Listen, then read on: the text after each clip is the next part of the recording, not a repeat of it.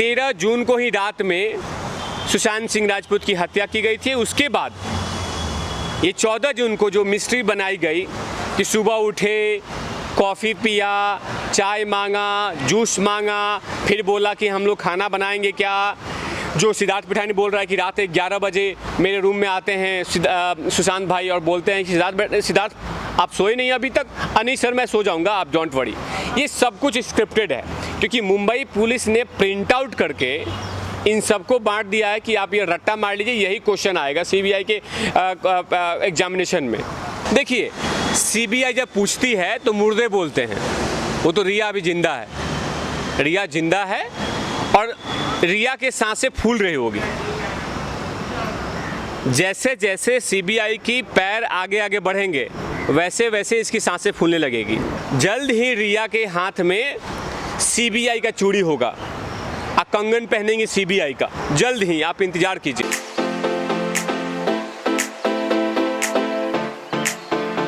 CBI हर तथ्य को check कर रही है, हर तथ्य को देख रही है कि कहां पे मुंबई पुलिस कमी की है, मुंबई पुलिस कहां पे एविडेंसेस को हटा के रखी है, मुंबई पुलिस कहां से साक्ष्य को मिटाई है, उसको दोबारा चेक कर रही है। जो मुंबई पुलिस का साक्ष्य है और जो सीबीआई की इन्वेस्टिगेशन है, ये दोनों को चेक कर रही है कि क्या ये साक्ष्य मिल रहा है। अगर नहीं मिल रहा है तो कहीं ना कहीं साजिश ये कंफर्म होगा कि हत्या किया गया और हत्या में ये लोग शामिल हैं।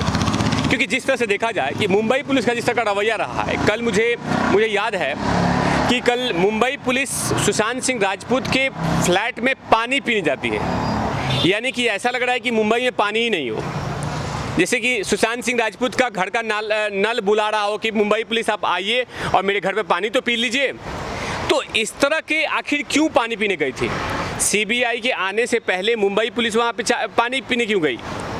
क्या एविडेंस में पानी डालने गई थी, या जितने एविडेंस वहाँ पे अभी भी हैं जो ह्यूमन की तरफ से आदमी जो मौजूद हैं वहाँ उनको धमकाने गई थी कि जो हमने आपको रट्टा मारने के लिए बोला गया वही रट्टा चीज़ रखेंगे आप? तो बहुत सारे साक्ष्य को कहीं ना कहीं सामने धीरे धीरे आते जा रहा है। अभी आपने देखा कि कल जो पड़ोस की महिला हैं उन्होंने बताया कि सुशांत सिंह राजपूत का घर का लाइट 10 बजे ऑफ हो गया था, 10 बजे ऑफ हो गया था और सिर्फ किचन का लाइट ऑन था। तो मेरा क्वेश्चन मेरा ये है कि आखिर आप सारे किचन में लोग सो रहे हैं आजकल, यानी कि बेडरूम के सारे लाइट्स ऑफ करके किचन में सो रहे थे ये सब लोग। सिद्धार्थ पिठानी, दीपेश सावंत एंड नीरज जो कुक हैं और साथ में हमारे सुशांत सिंह राजपूत भाई भी, ये चारों लोग किचन में ही सो रहे थे। ऐसा तो हो ही नहीं सकता है। 13 जून को ही रात में सुशांत सिंह राजपूत की हत्या की गई थी। उसके बाद ये 14 जून को जो मिस्ट्री बनाई गई कि सुबह उठे, कॉफ़ी पिया, चाय मांगा, जूस मांगा, फिर बोला कि हम लोग खाना बनाएंगे क्या। जो सिद्धार्थ पिठानी बोल रहा है कि रात 11 बजे मेरे रूम में आते हैं सुशांत भाई और बोलते हैं कि सिद्धार्थ आप सोए नहीं अभी तक। नहीं सर मैं सो जाऊंगा, आप डोंट वरी। ये सब कुछ स्क्रिप्टेड है क्योंकि मुंबई पुलिस ने प्रिंट आउट करके इन सबको बांट दिया है कि आप ये रट्टा मार लीजिए, यही क्वेश्चन आएगा सीबीआई के एग्जामिनेशन में। सीबीआई के एग्जामिनेशन में जैसे एग्जामिनेशन चल रहा है ना, ये तो प्रिंट आउट निकाल के दे दिया गया है कि ये थ्योरी आपको पढ़नी है और जाके उल्टी करनी है सीबीआई के सामने। इससे ज़्यादा सिलेबस में कोई क्वेश्चंस नहीं आएंगे। इसका मतलब क्या है कि जिस तरह का रवैया रहा है सिद्धार्थ पिठानी का, दीपेश सावंत का, नीरज सिंह का, संदीप सिंह का मुंबई पुलिस के लिए, वो लग रहा है कि ये नॉर्मल इंसिडेंट है। जैसे एक मुर्गा होता है, किसी खेत में उड़ा, मर गया, ख़त्म हो गया, इस तरह का एक्टिंग था। आपने रवैया उस दिन का देखा था 14 जून का, संडे के दिन का। वो लग रहा है कि एक्टिंग चल रही है। सुशांत भाई के घर में उनकी हत्या हुई है, यहाँ एक्टिंग चल रही है। कोई सामान लेके जा रहा है, कोई सामान लेके रख रहा है, कोई किसी से बात कर रहा है, कोई बैरिगेटिंग नहीं है, कोई कोऑर्डिनेशन नहीं है, कोई अलर्ट नहीं है। अपने मर्जी से जो मन में आ रहा है वो कर रहा है। सुशांत भाई की लाश यहाँ पड़ा हुआ है, कोई बैग उठा के लेके जा रहा है, कोई बैग दे रहा है, मिस्ट्री गर्ल अंदर आ रही है। अब मुंबई पुलिस बोल रही है हाँ सारा काम हो गया, चलो अब नाटक खत्म, चलो सुशांत भाई को ले चलो। अब सुशांत भाई को ले जाके 1 घंटा में पोस्टमार्टम कर दिया। अब पोस्टमार्टम ऐसा जैसे वहाँ का वार्ड बॉय किया हो।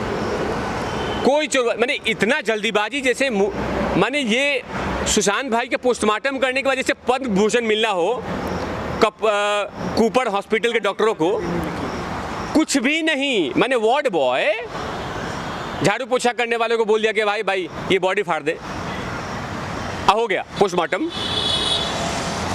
तो यही सारे लैक जितने भी मुंबई पुलिस से हुई है, जो कमियां हुई है मट्ठा पुलिस से, इसी की जांच सीबीआई कर रही है। आखिर किसके प्रेशर से आप लोगों ने इस तरह का कुकर्म किया? अच्छा, आपको क्या लगता है कि रिया सच बोलेगी जब सीबीआई जांच करेगी या सवाल करेगी? देखिए, सीबीआई जब पूछती है तो मुर्दे बोलते हैं, वो तो रिया अभी जिंदा है, रिया जिंदा है और रिया के सांसें फूल रही होगी। जैसे जैसे सीबीआई की पैर आगे आगे बढ़ेंगे वैसे वैसे इसकी सांसें फूलने लगेगी। और किस की अगर ये कितना भी स्क्रिप्ट देखिए, आप लोगों को लग रहा होगा कि आखिर सीबीआई के पास क्यों नहीं पहुंच रही रिया के पास? रिया के पास इसलिए नहीं पहुंच रही है सीबीआई, जब तक अपने इन जितने भी इनके चिलगोजे हैं, इनके जो बात हैं, अलग अलग बात जब मैच करने लगेगा तब पता चलेगा कि साजिश इनकी जो मोहतरमा है रिया चक्रवर्ती, इनसे जुड़ा हुआ है। तो अभी फिलहाल ये एविडेंस को जुटाने में लगी है। जल्द ही रिया के हाथ में सीबीआई का चूड़ी होगा, कंगन पहनेंगे सीबीआई का, जल्द ही, आप इंतजार कीजिए। सुशांत सिंह का बहुत ही नॉर्मल सा बिहेवियर था और लगातार जैसे भी उनके पड़ोसी का बयान आया कि जल्दी लाइट बंद हो गई उस दिन, पहले नहीं होती थी, उस दिन हो गई, ठीक है। तो ये क्या समझ आता है कि एक इंसान जो नॉर्मली लाइफ में जी रहा था, उसकी उस दिन लाइट इतनी जल्दी कैसे वो बंद करके सो गया? ऐसा तो नहीं होता। देखिए, उसी रात में क्या बोला, देखिए स्मिता पारिक सुशांत भाई के परिवार की मेंबर हैं, उन्होंने मीडिया में बोला था, एक मीडिया में, कि सुशांत भाई 13 जून को फ़ोन नहीं उठाया था उन्होंने।